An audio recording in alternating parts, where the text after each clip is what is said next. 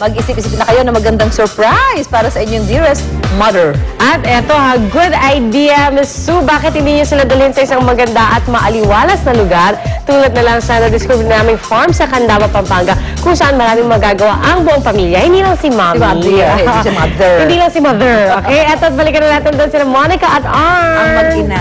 Ang mag-ina? Kawawa naman si Monica.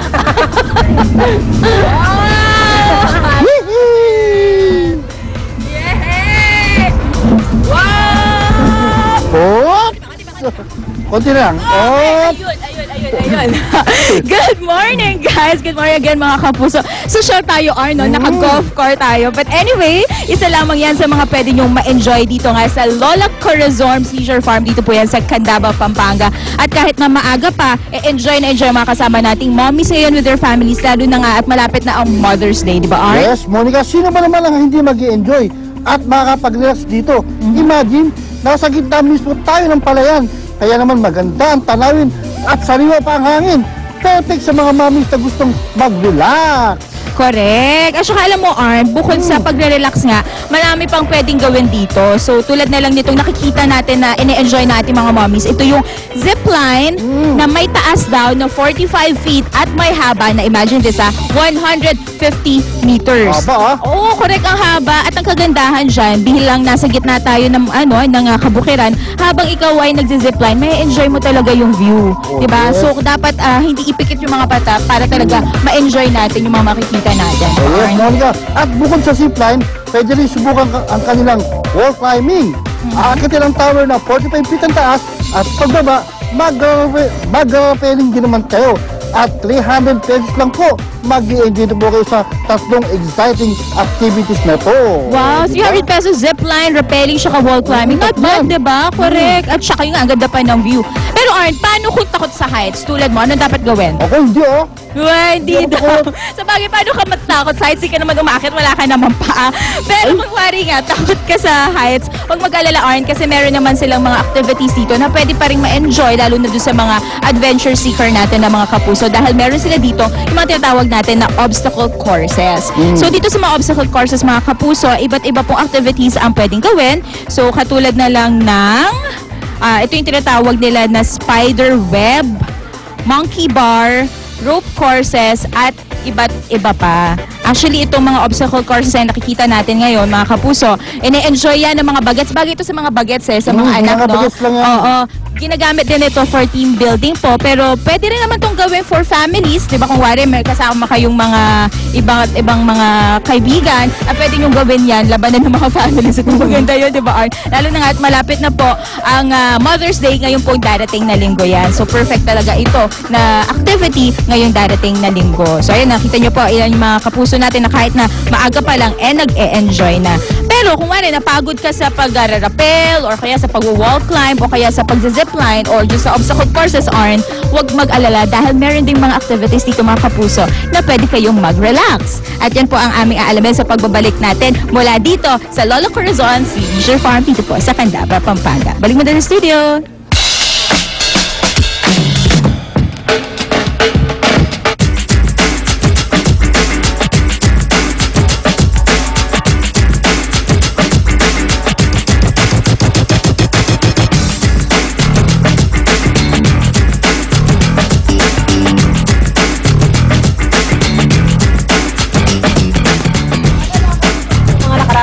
Mahigit 200 timbangan ang kinumpiska ng Weights and Measures Division ng Quezon City Hall. Ito dahil tunayan po na sila ay nandadaya sa kanilang mga paninda. Yan, ha? Kaya po para hindi kayo madaya at maloko sa pamamalengke, makakasama natin ngayon si Ginoong Edgar Villanueva ng Quezon City Treasurer's Officer. Good morning po. Magandang umaga sa iyo, Susan.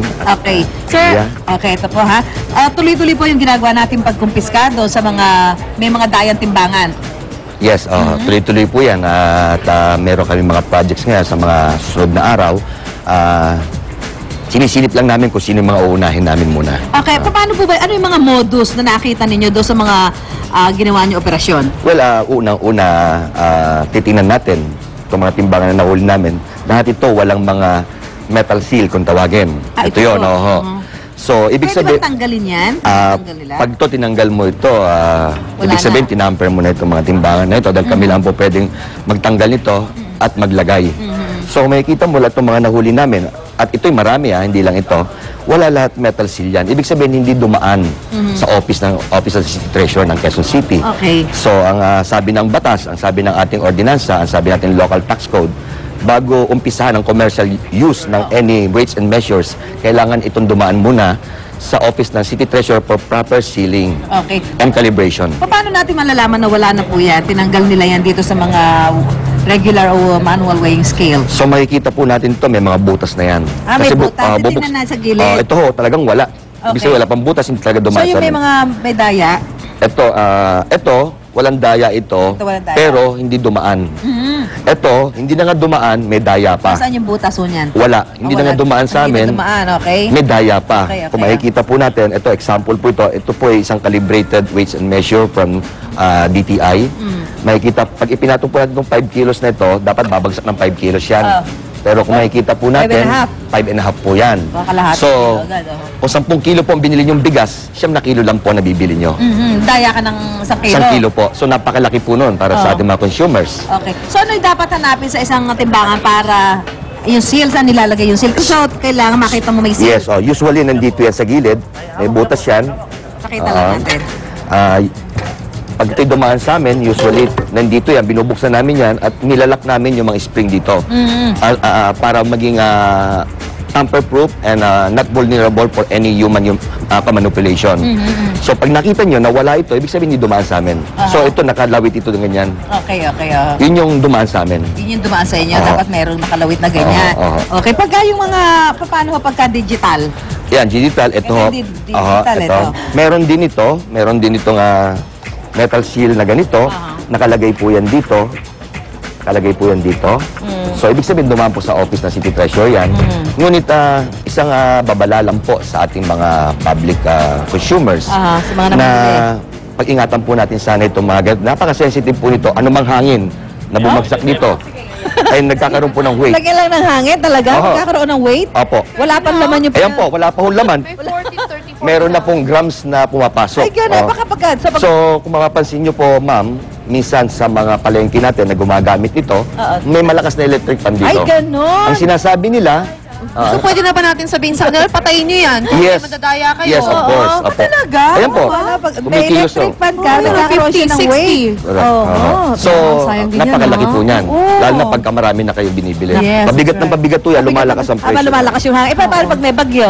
Ay, Huwag ka nang bumili, huwag ka nang mamalengke. Okay, so ito para malaman natin kung yung ating mga kasama si Pia at si Lynn ay marunong mamili. May challenge tayo. Tingnan natin kung alam nilang tansyahin. Huwag kayong titingin ha. Kung ilan wala. Tatansyahin. Matig 1 kilo kayo ng kamatis. Kamatis. Ayan. Okay na. Round 1. Kamatis. Kung... ay! Sabi ni Pia. Ay! 1 kilo lang ha. Ikaw sir, tingnan natin. Tingnan mo kung tama na ko yung sili, no? Kung namili. Parang daming hihingi. Ano eh. O, yan. Makikita mo dyan kung sino na mamaya. Asa na? O, sino malapit? Timbangan? Sino? Thanks. Sino?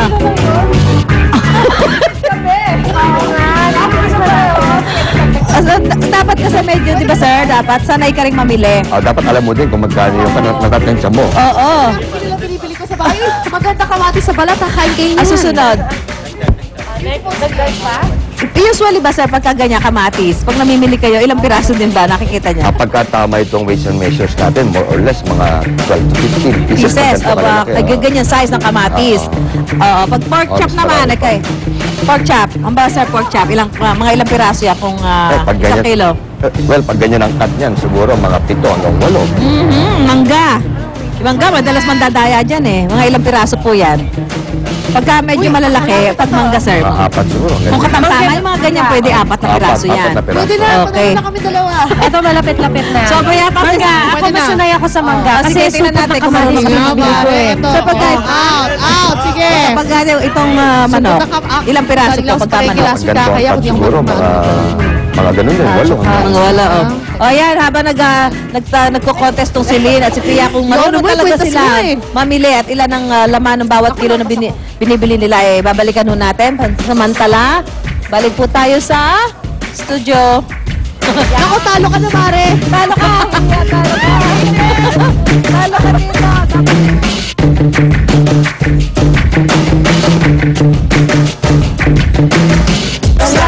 Ang hirit, ang saya, saya.